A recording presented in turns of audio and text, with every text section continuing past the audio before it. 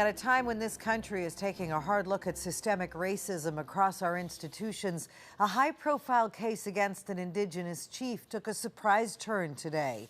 Charges against Chief Allan Adam were dropped. He was the one facing the justice system, even though this is how he looked after a violent arrest by RCMP officers. That arrest was caught on video and is now the subject of its own investigation. Senior political correspondent Glen McGregor starts us off tonight.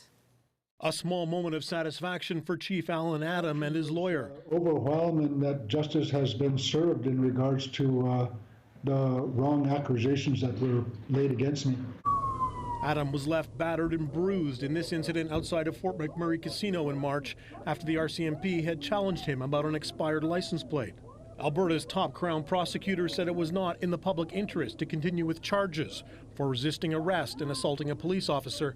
The force maintained its members acted properly. Anyone viewing that video would conclude that unreasonable force was used and that this was not the way to deal with a $310 traffic ticket. Adam's lawyer says new information surfaced about the constable who tackled Adam and drove him to the ground.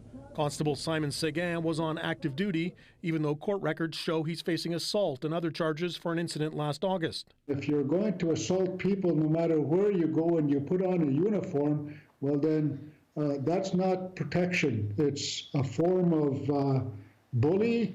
The RCMP's top officers' leadership is also now in question. Commissioner Brenda Lucki has struggled to define and acknowledge systemic racism in her force.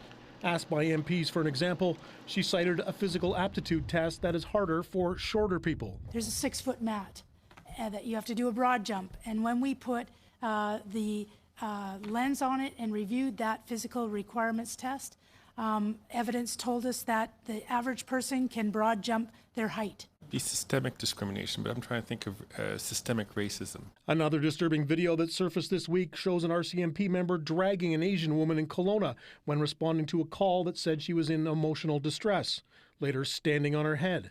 Canada's largest mental health facility now says that police should not be the first to respond in these kinds of situations. If you had chest pain, would you not want a health professional to help you out?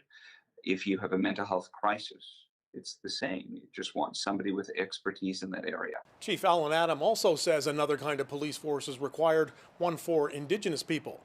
The conduct of the officers involved in his arrest is still under investigation by Alberta's police watchdog. Lisa. All right, Glen McGregor on the RCMP tonight.